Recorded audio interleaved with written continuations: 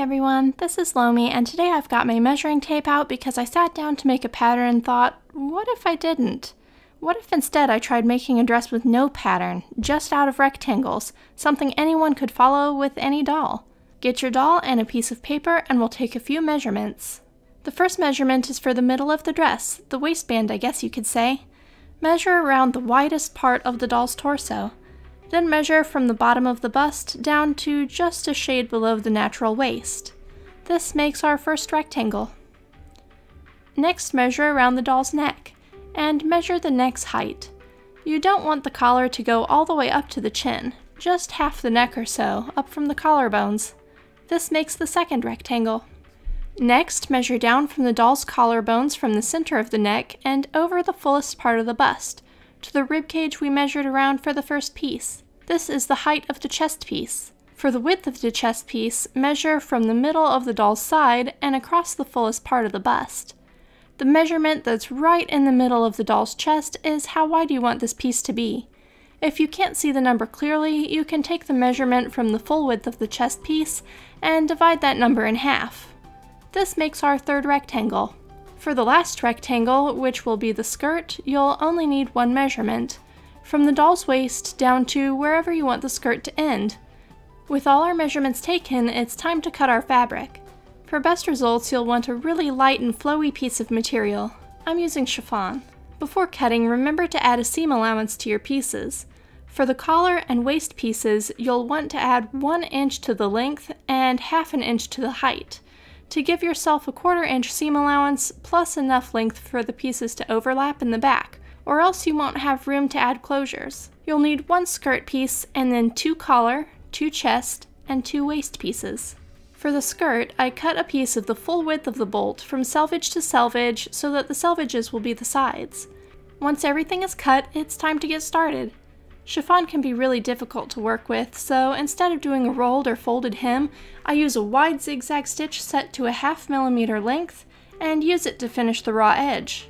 Something magical happens when you zigzag the edge of chiffon. It rolls up on itself and turns into a tidy little thread-bound seam. Running the fabric at a slight angle helps encourage it to roll. It just takes a little while because you have to do the whole bottom edge of the skirt. For this bolt of fabric, that's 52 inches, so this skirt will be really full. For a less full skirt, use narrower fabric or cut it in half. Next, you'll want to finish the sides of the skirt. You can trim off the fringe and zigzag this too, or you can do a rolled hem. I'm just going to fold mine to the inside and sew it down for a simple hem.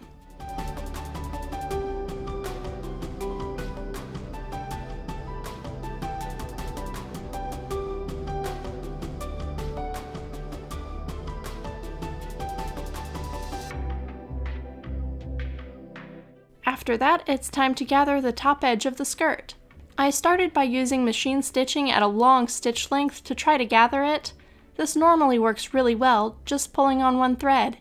But because chiffon is delicate, the edge started to shred. Instead, I found the best solution was to gather by hand with a needle and thread. Putting the row of stitches under the machine stitches meant the machine stitches created a line of reinforcement that kept the top edge of the fabric from shredding.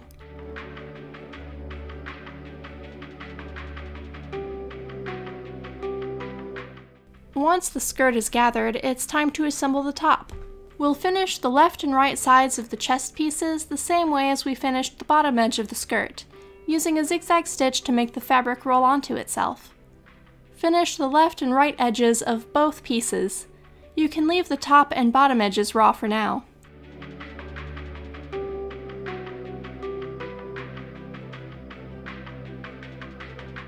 Next, put the 2 waist pieces together and pin the short ends. We'll sew both ends closed, leaving the long top and bottom edges open for now.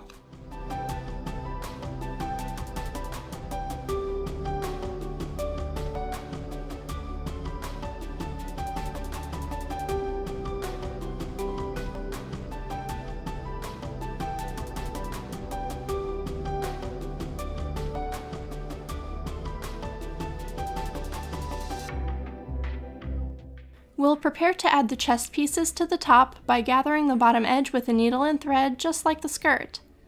Gather up both pieces.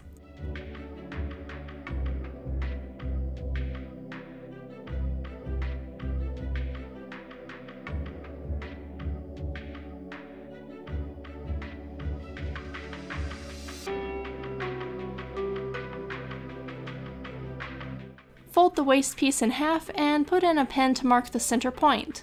Then pin the gathered edge of the chest pieces to the right side of the waist piece. But make sure you position it about ½ inch from the center pin so that there's a little gap between them.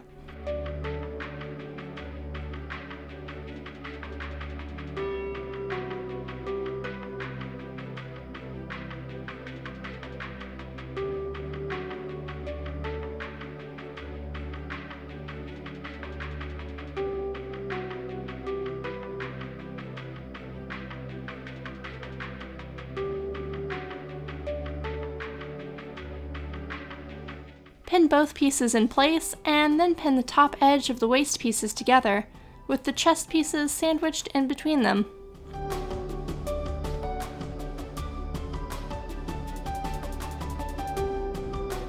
Sew down this side of the waistband. Since chiffon is super slippery, you might find it easier to sew over the top of your pins. This isn't a practice I encourage or endorse, but I acknowledge there are times when it really helps.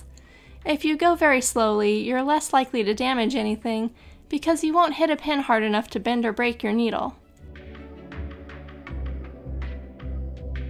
When we turn this right side out, we can move on to attaching the skirt to the bottom. I typically find it easiest to pin the ends of the gathered skirt to either end of the waist, with right sides together, pinning it to just one side of the waist piece at first. Once it's all pinned, you can sew the skirt to that half of the waist.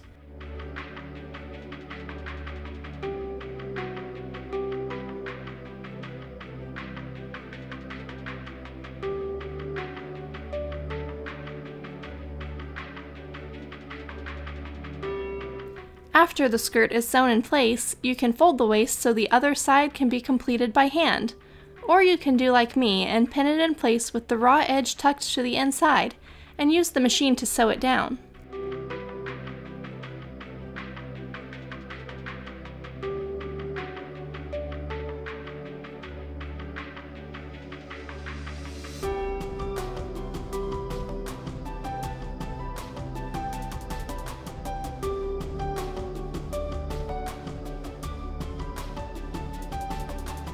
The last step of assembly is putting on the collar. Gather the top edges of the two chest pieces, but this time gather them together on the same piece of thread. Pull it nice and tight.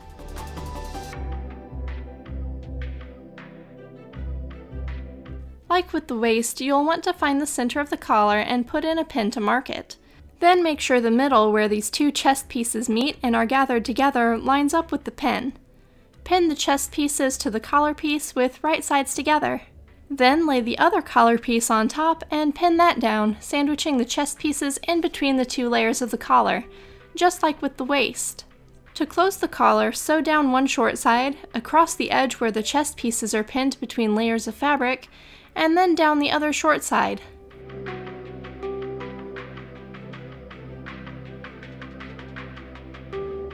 When you clip your threads and pull this right side out, it creates the collar.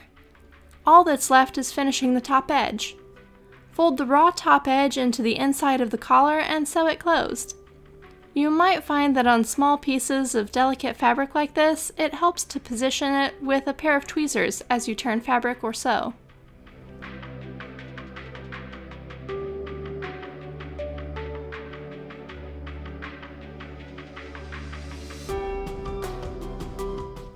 You can add additional top stitching if you like, and then add closures to the back.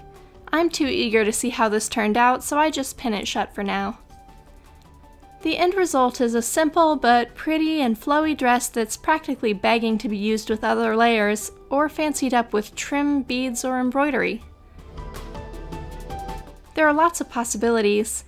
And if you don't have closures like snaps, you could also consider making this dress by sewing the skirt and chest pieces to ribbons instead of the collar and waist pieces, then using the ribbons to tie it shut in the back. This would look awesome with my simple underbust corset pattern, so I think I'll make her one of those next. After I sew the snaps on, that is. That's all for today though. Thanks for watching. Bye.